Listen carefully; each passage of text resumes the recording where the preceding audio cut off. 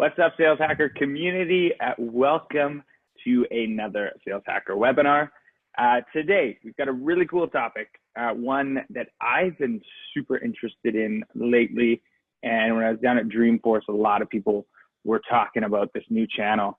And so the topic of today's webinar is how a single reactivation campaign led to an 80% reply rate, which is crazy. So, I know when most people go to sleep, they dream about, being on vacation or winning a championship sports game. When I go to sleep, I dream of 80% reply rate. So that's insane. I'm excited to see, how these gentlemen were able to get there. Before I introduce my two guests, I do want to go over a few housekeeping matters. This will be recorded. So if you have to jump off or you want to share this out with a colleague, we'll send this over to you in your inbox right as we wrap up. And then number two, get involved. This conversation we're going to be having is very much for the community. So we want to hear from you. We want your questions. So jump on the Q&A and get involved.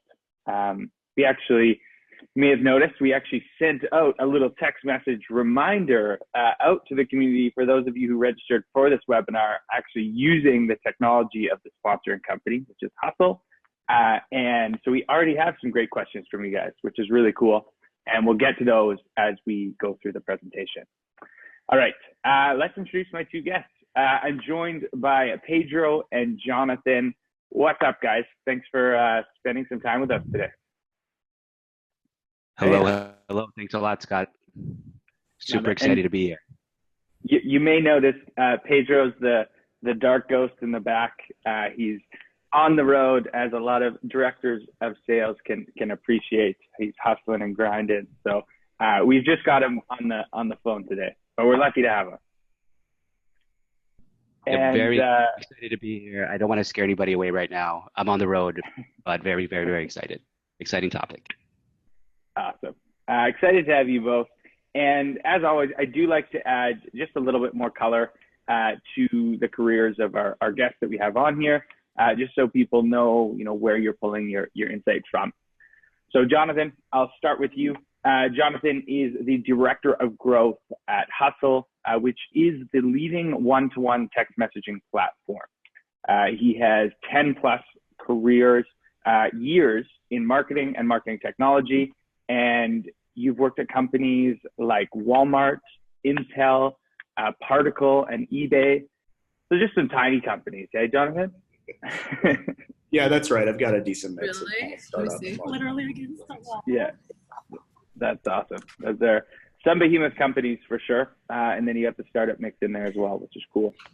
And then we are going, Pedro, for you. Pedro is the Director of Inside Sales at Hustle, which I mentioned. You lead the sales development team, and you've worked with some of the nation's leading organizations in business, academics, nonprofits, and politics to improve their outreach and help genuine human relationships at scale. Awesome. And it looks like we may have another webcam joining us. I think we can see some of the other Hustle team. What's up, other Hustle team? How's it going? Thanks for joining us. Anyway, we will kind of proceed. So the agenda, what we're going to be discussing here, Jonathan, if you want to just take us to the next slide. Perfect. So here's what we're going to be covering. Number one, some typical sales funnel challenges, challenges that we all kind of in our day-to-day see. Two, one-to-one text messaging. Talk a little bit about this new sales communication channel.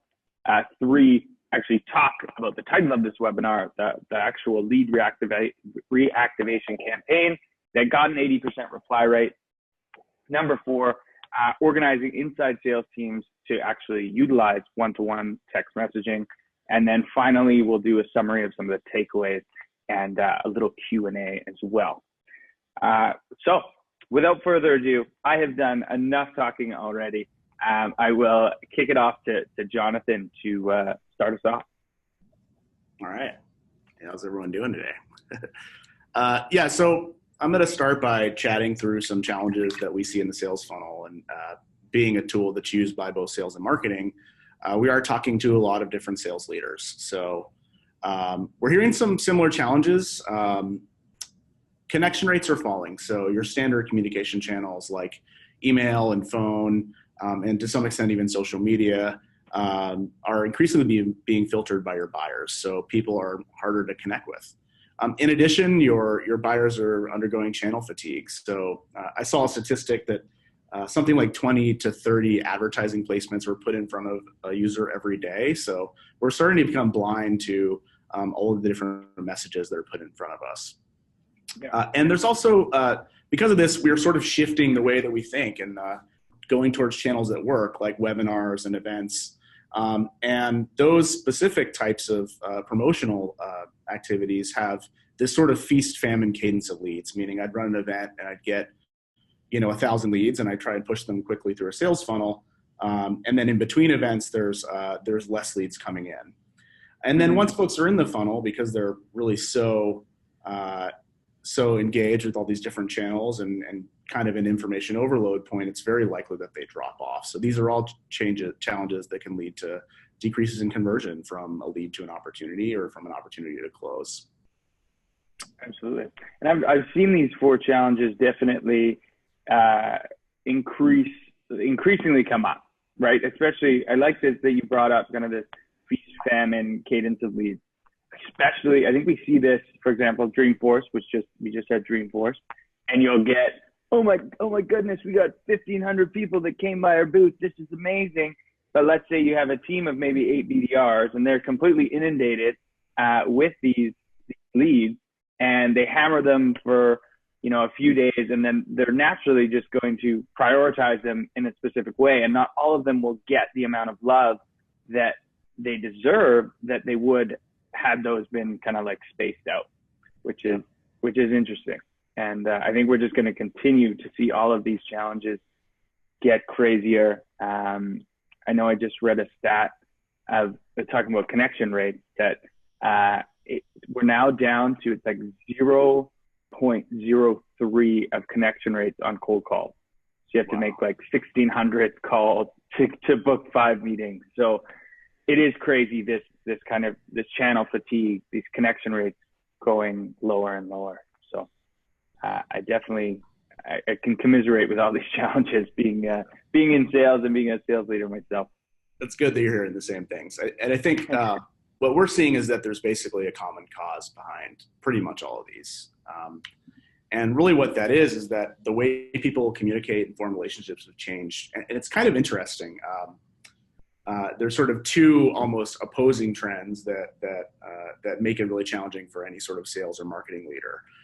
One is that people are, like we said, tuning out traditional channels. But the other is that when they do want to connect or when they do want to have a sales conversation, they expect fairly personalized, immediate reply. And they expect that they will be treated essentially like a VIP as part of the sales process. I have an anecdote about that this morning. I was taking a lift into work, and my lift was heading in the wrong direction for about 2 minutes, and I tried calling and texting the driver and couldn't get connected. And the amount of frustration I felt in that moment was sort of indicative of the fact that this is the way that people have gotten to. They really expect instant communication, and they expect to start conversations with the businesses they work with. Yeah. Definitely. Anyone who's tried, I'm Canadian, so we have our tax people are called the CRA. And so my anecdote on there, if you ever tried to get in touch with the CRA, you'll know that it's crazy. My brain can't wrap my head around that I can't just talk to someone right away and get a resolution. Like, because everything in my life is so immediate. If I want an Amazon refund, if I want to, switch my TV provider, all this stuff is immediate. And then when you ever get faced with like a roadblock, like the CRA, for example, and you have to wait on hold or do all these things, you're just blown away because it kind of just shocks you out of your norm. So interesting. So, how has the tech community responded? And basically what we've seen in the last 4 to 5 years is a real proliferation of texting and messaging platforms. So, texting has gotten better with iMessage. Increasingly, companies like Facebook are doing Facebook Messenger, and they just bought WhatsApp. And then internally to business, I probably do 80% of my work through Slack now versus email. So messaging has been the response to that sort of need for instant communication. And in case you're wondering, like, this isn't really a change that is coming, like, it's already here. So when we look at the numbers for text messages versus any other channel, they're astoundingly better. So, 98% of people open text messages. 95% of texts are read within 3 minutes of being sent. There's a 45 average response rate for text messages. And 89% of customers want to use messaging to communicate with businesses. And this is a big one because I often hear people say, like, well, do people really want to be texted? And the truth is they do, especially if they're already engaged with you as a business customer. Mm-hmm. Yeah, I'll add a quick point to there.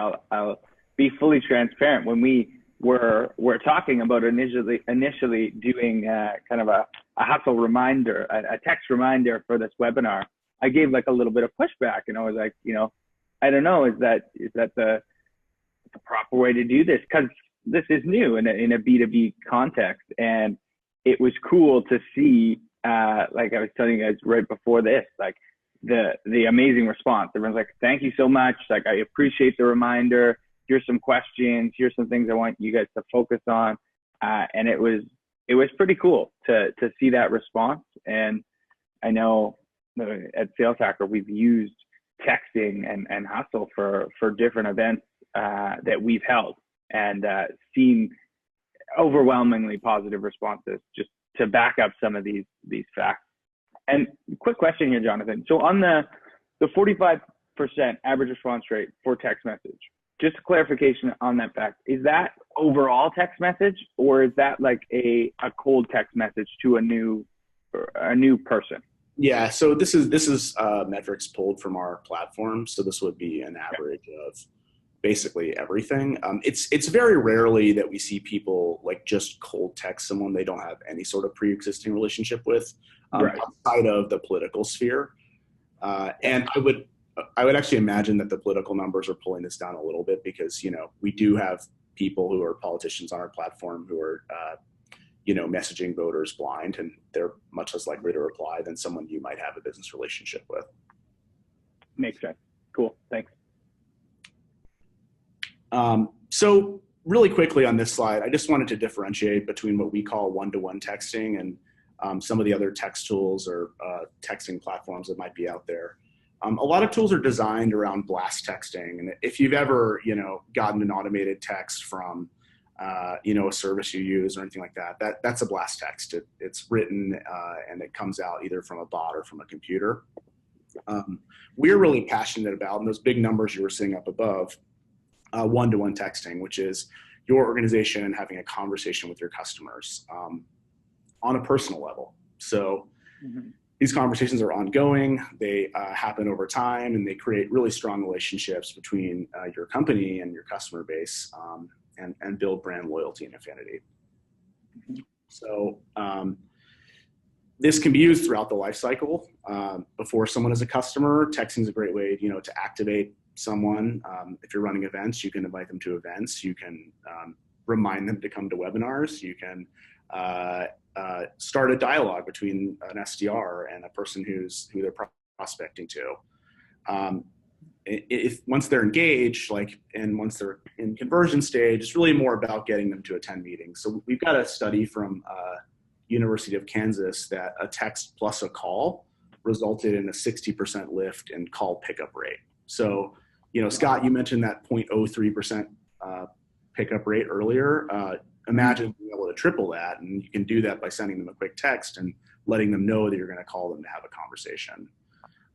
And once they're more in conversion, it's about reminders to set up meetings, and retention is a great area, which our CS team uses texting all the time to, get feedback, run surveys, understand where people are in their cycle, but also to nudge them towards positive behavior on the platform. So if someone has signed up but they haven't yet registered fully or sent the number of text messages we expect, we'll shoot them reminders via text, and that helps push them through the funnel. So I like that. I could imagine, through customer success, I bet product teams love this too, because it's that almost immediate feedback loop. If you can just be like, hey, what do you think about this feature that we're coming online? And like, how pumped would you be if your SaaS provider asked you that and you're like, yeah, I want that. I want that feature. It's cool. It gives a feedback loop. It just makes it so much smaller. Yeah, and that's a really good point. I think and you'll see down below some of the text examples, but what we're seeing, the results that come back are like actually truthful and really become great qualitative data points for improving your business. Love it. So I'm going to dive into the reactivation campaign, talk a little bit about how we designed it and the results. And I want to preface this by saying that, I'm a growth guy, and my general philosophy towards growth is that if you're doing the thing that everyone else does, you're probably not going to be successful. So I always like to tackle a problem that I think is just too hard for someone else to go after. So when I started to design this experiment, I looked at our lead list, and I was like, what's the coldest, most inactive, most disengaged leads? Let's try and text them and see what happens. And if we can show any lift there, then we know this can work really at any point in the organization. So we chose inactive leads with no activity in greater than 30 days. And when I say no activity, these weren't just people who hadn't been responding to us or weren't engaged in conversation. No activity means that they hadn't had any sequence activity either. So they hadn't gotten any outreach in 30 days, and they hadn't opened any emails in 30 days. So they were truly dead leads. Go ahead. Do you have a question? I was just going to clarify. So these leads, were these all like inbound leads? Were some of these activated outbound leads that went cold? Are you just buying lead lists? What is kind of your definition of a lead in this context? Yeah, so this was inbound advertising and event leads. So these were folks who had come into our funnel and were interested at one point and for whatever reason dropped off in the sales cycle. Got it. Thanks. Yeah. So we cleaned this list. And then we set up this sequence. You can see some of the texting to the right, but the first thing we did was verify their identity, because people put whatever they want in web forms. The nice side effect of that was that the reply rate was really high, because people are going to respond when you ask them who they are. Like, hey, is this Michael? They're going to confirm that that's the case. And one of the things we found is that if someone replies to the first text, they're much more likely to engage in a conversation. So like getting that first message perfect and engaging is really important. And then we explained who we were and continued the conversation. So just some quick highlights, and then we're going to go into some text examples too after this, so y'all can see how some of these conversations went. But we reached 435 people. We got 350 total responses, and we generated 26K in pipeline. And all this was done with about 2 hours of texting time. So the phone numbers you're seeing on the left are numbers that are based on a similar audience that we ran through a similar campaign, an email and phone cadence. So we're seeing pretty huge lifts here that, frankly, to me, even seemed unbelievable when I looked at them. That is crazy. That's for a few hours work, that's pretty amazing. Yeah. So the conversations continued, and this is just kind of a fun one that I wanted to put in front of you guys. And it's kind of not fair because we are a texting app, but after explaining to them what we did, one of the people ended and said, "Let's schedule a demonstration. Clearly this works. You got me texting back." So people are best case scenario. Yeah, best case scenario. We will, but also sometimes the person isn't a right fit at this time, and specifically what you want to do is figure out why. So for that feast famine cadence of leads, this is the thing that we're starting to figure out, that you can qualify really fast via text. So if you have, your 12,000 Dreamforce leads you need to sort through, you could shoot them all a text and figure out whether they're going to be interested. So this specific woman was on maternity leave until September 8th. So she gave us, a rejection. She told us an exact reason why, and actually one that was frankly really personal.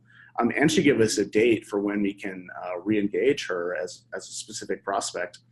And this is not like a one-off. We were seeing a lot of this, like, no, now's not the right time, or, I've already gone with one of your competitors, or like real reasons people give for like why they're interested in continuing or not continuing with the sales process, which is something that surprised us, frankly. Mm-hmm.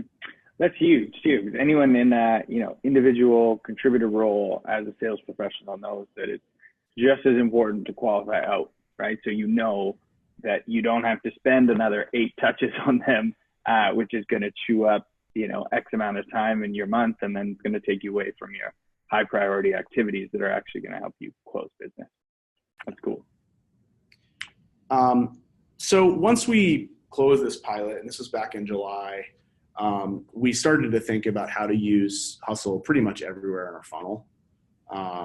So, we're adding texting to top of the funnel. We're already using it for inbound and event leads. So on a regular basis, our SDRs are texting those leads as they come in. As a nurture reminder, so if we released a case study or a piece of content that might be really interesting to the people, we're running campaigns around those releases that are text-based. Supplementing traditional channels. So this is like kind of reminding people that you're going to be calling them, or doing a reminder before a webinar, things like that. In the middle funnel and sort of opt to close phase, this starts to look a little bit different, because really what you're doing is strengthening that one-to-one relationship between the AE and the buyer. So, we will use it for qualification, but once they're qualified, it's, a good way to boost meeting attendance, remind them of events coming up, and really make them feel like a VIP, like they're engaged in something that we care about them for, and that helps speed up the sales cycle. And, as we talked about the CSM use case, we are using it to manage ongoing relationships and sort of provide those nudges for people to continue to expand, which is good for our revenue numbers as well. Very cool. I like it. So now I'm going to turn it over to Pedro. He's the one who really helped me implement this in the inside sales team, which often isn't an easy thing to do. So I wanted him to give some tips and tricks on how he did that. Thank you, Jonathan. Thank you. And you're absolutely right. It was my initial response to implementing texting was no thanks, not right now.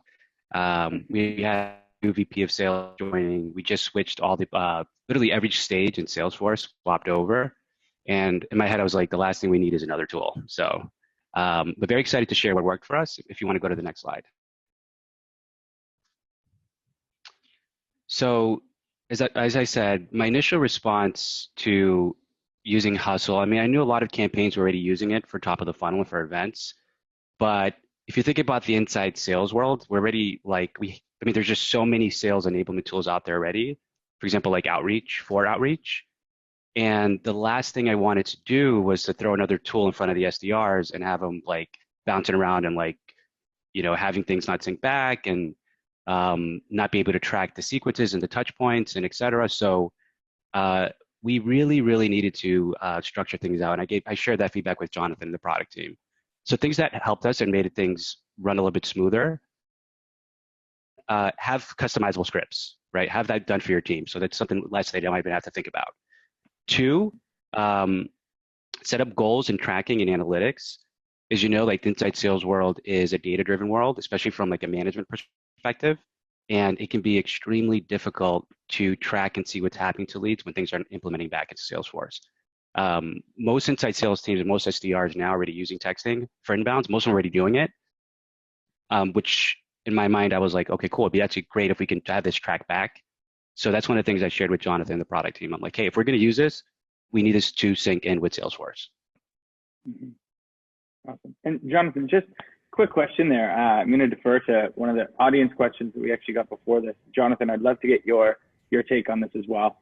But Pedro, since you're doing this day in, day out, you're leading the sales development function. How strong of a relationship do you need to have with someone in order to text them? That's a question, Scott. So it depends on where they are and what use case you're using it for. For events, I think it's a perfect way to follow up with them. It's more of a conversational tone. It's more natural since you already have the in-person touch. Right. For like a cold prospecting campaign where they are not aware of your company or what you do, it might not be the best fit, right? So it just depends on the company and also the use case. But inbounds, events where they already know who we are, they already express some kind of interest. It just makes total sense. Got it. So if you've either had a conversation or they know of your brand through an event or through some sort of activity, is that kind of what I'm hearing? Yeah, exactly.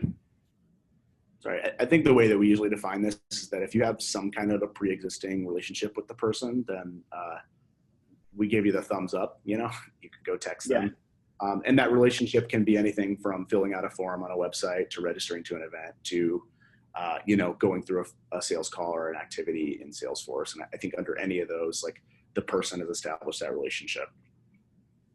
Awesome. Cool.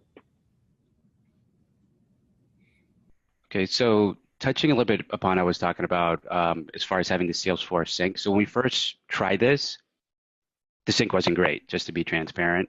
We had a lot of issues, one, things mapping back and also having things track in different sequences and touch points. And the product team and Jonathan over the last 6 months have really fleshed that out for us, which makes my life a lot easier. Next slide. One of the things too that's super useful and kind of getting back to my main concern about having the team bounce between different screens and workflows is being able to have the contacts uploaded automatically and have that sync be bi-directional. So then after the SDRs run a campaign, they can upload them right back into their outreach sequences depending on the response, or they can move them further along in the funnel. All right, next slide. So tips to make this easy for your team is number one, have predefined scripts and responses. Something else that was also very useful for us is, as we did have these like segmented campaigns, like the inbounds or the events, is scheduling a texting time. Similar to having like calling hours, just blocking off an hour, hey guys, or hey team, on Mondays, we are going to follow up with the lapsed inbound leads from the last 30 days, right? Or maybe an event leads that didn't convert over from, 2 or 3 quarters ago. So but having that time blocked off just kind of gets rid of the thinking and like the guessing part of the process. Something else too is we have very structured sequences. So we do 16 touches for 30 days for outbound, and we do 10 over 20 days for inbound. Depending on your team and your flow, is you need to test and see where it's going to work the best for you. And I think a lot of that falls under like how far are these leads from touch in the conversation part, and also how you structure your sequences. And then fourth is you want to have reporting. You want to be able to see what's working, what's not working, and which campaigns. And it's also some local capabilities as well. So you want to be able to test and track back and see, and optimize your scripts and your sequences and your responses. Awesome.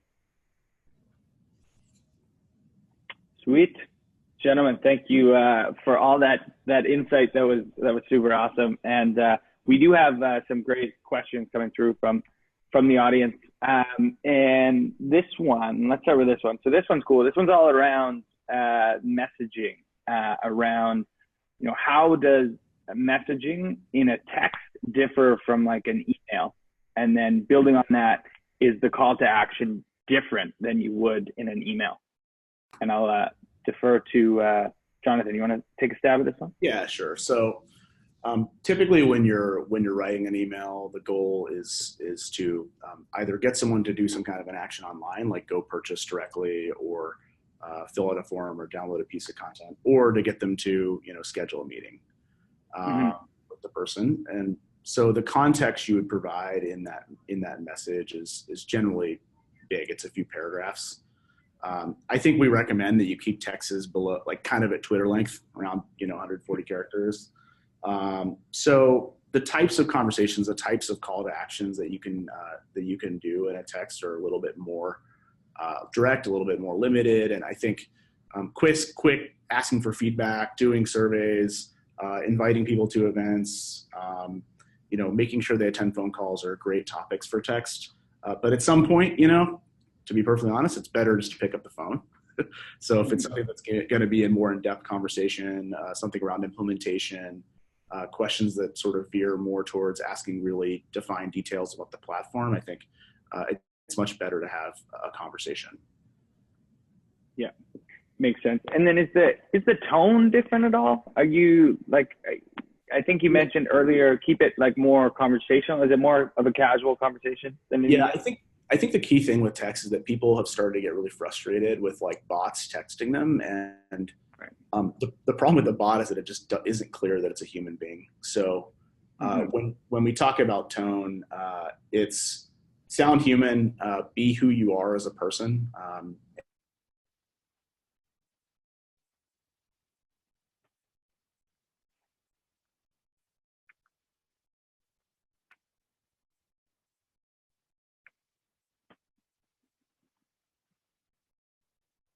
Jonathan, I think you may have muted or we lost you a bit. Pedro, are you still on the line there? Yeah, I'm still on the line. Yeah, I think his computer froze. It happens. Live webinar. Live webinar. Any thoughts on that? So keep it more casual. You don't want to sound like a robot, of course. Anything else on kind of tone and messaging? No, I think you're correct. Just keep it natural, keep it conversational, especially if you're gonna be sending a text out, right? You want it to feel as if it is a text and you're just trying to spark a conversation, versus it being like some kind of like sales email that's spammy and that they're not going to respond to. Right, makes total sense. All right, got some more questions. So this is a hot topic for sure. So Pedro, you're on the hook for these answers because we. All right. All right, so we've got Ryan. So this is a good question. This is kind of playing devil's advocate a little bit. How often do you receive nasty responses from prospects?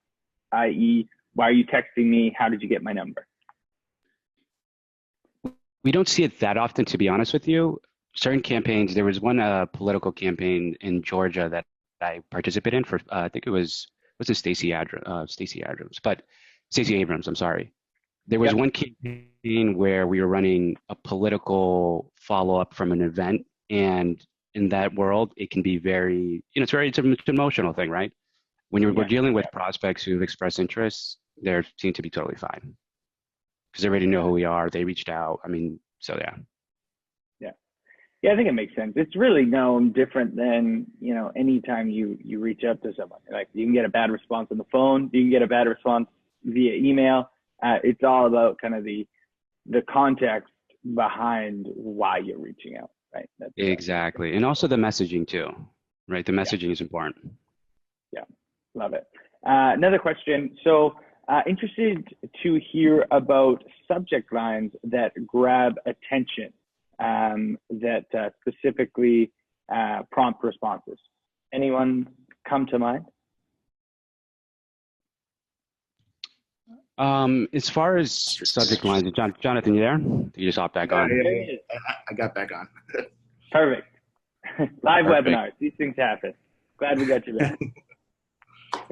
So we were just talking. Pedro and I were chatting.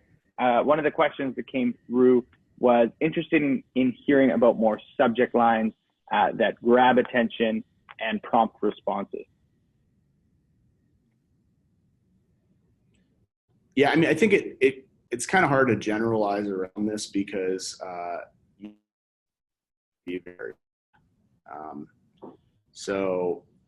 there's a few things that we have found that definitely work. So like one is sort of focusing on ROI in the subject line, really getting the sense across quickly that the thing you're selling has value. And that's going to be tough for us because we have a bunch of different types of customers. So like, what's the ROI for a minor league baseball team versus a person doing SaaS sales?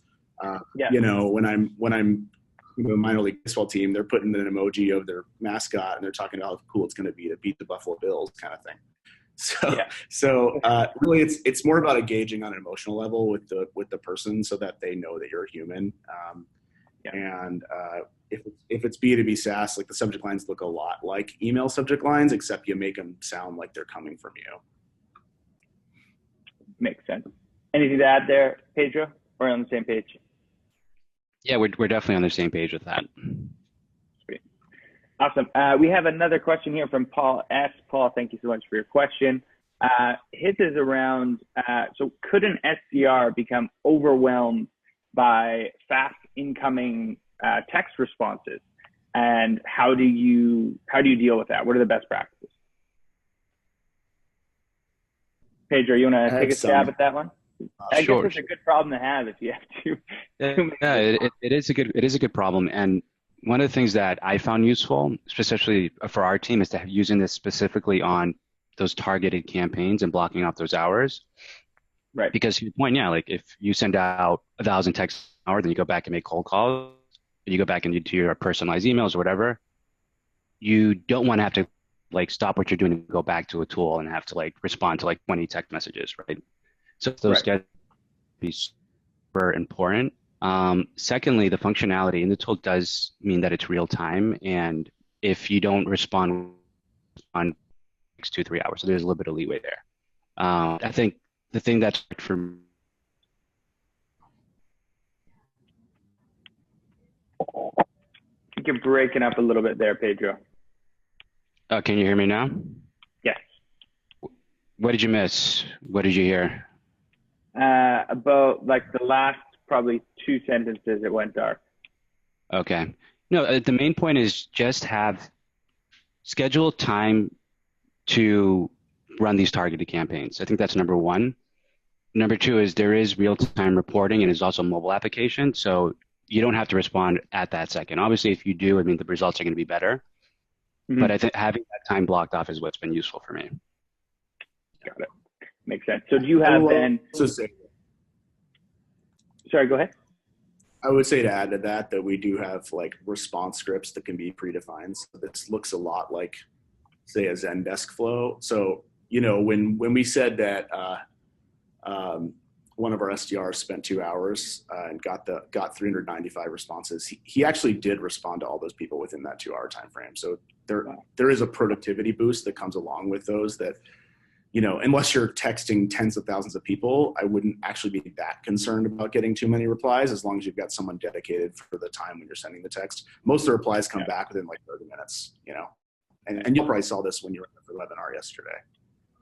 Yeah, definitely. That's cool. And then, so Pedro, when you are blocking off time for your team, then do you block off time for like actually sending the texts out? And then do you block off a little bit of time for replies as well? No, and it'll take a little while. Well, one, we block off time to send the text, and we actually call it hustling, no pun intended. So we hustle for like an hour or two. Then we also schedule time where, you know, they can respond to texts, maybe towards like the end of the day. But we do have dedicated time, one for hustling, one for responding to the hustle texts. Got it. Sweet. And one more question, gentlemen. This is from Andrew Favreau. Andrew, thanks for your question. Andrew wants to know, what are the best practices for text follow-ups when you don't get a response? Is it similar to like an email sequence? Or cadence? Are you sending multiple, or what does that look like? I would say, well, go ahead, Pedro. No, go ahead, Jonathan. I'll follow up. I would just say that text is, and we actually personally don't want text to become like email, where it's this inundated channel with a bunch of stuff in it. Yeah. So the general rule, because there are such high response rates in the first 2 or 3 texts, is like if they don't respond, they're probably not interested in getting further communication from you. Yeah. This isn't like an email cadence where like the 9th touch results in something. I think the time when you would want to re-engage is like if they do respond to some other channel. So, you know, if you've got them in the sequence, you send them a text, maybe they were busy, and then, you know, you send them an email and they respond, you could definitely then send a text to like remind them to come to a meeting. But, you know, unlike email, there's not a whole lot of filtering or the ability to sort of unsubscribe or remove people. So just to avoid any negative interaction, I would actually recommend that you text them, you know, with your initial CTA and sort of leave it at that. Yeah, I agree with you, Jonathan. Do not send texts like marketing emails. That's a no-no, because then people will not respond to that. I hate when I get those text messages. You want it to feel as if you are personally sending this text out as you're creating these scripts. So do not send it like a marketing email. You can do breakup texts like you would a breakup email, but it needs to feel like a real breakup, like your partner was breaking up with you, not a breakup marketing email saying, hey, like, hey, smiley face, and put some like picture, GIF, or whatever the heck people are doing now these days. So I'm make getting it feel. chased by a polar bear or whatever that tails up. Yeah. Don't be corny, right? Like, Yeah, be natural, be cool as you send these out, and have it sound like a real conversation. yeah. Awesome. Well, gentlemen, this has been a great conversation. And for those people in the audience and the community that want to continue this discussion, either with yourself, Jonathan, or Pedro, or someone on the Hustle team, what's the best way to get in touch with you guys? I assume you're both on LinkedIn, Twitter? Yeah. I mean, I'm on LinkedIn. My email is easy. It's jonathan@hustle.com. Or you can email sales@hustle.com for anyone on Pedro's team if you're interested in having that level of conversation. Awesome. And Pedro? Pedro M. Frias. You can catch me on Twitter too, and also follow up directly with the team, and we'd be more than happy to talk to you. Love it. Yeah. And if you're looking into SMS for your team, whether you're, an SDR or you're a CRO, if they're listening, I would strongly recommend checking these guys out. We've used them firsthand. It's been really cool to see the response. So check them out. And Jonathan, Pedro, thank you again for your insight. And thank you everyone for joining this conversation. Have a good one.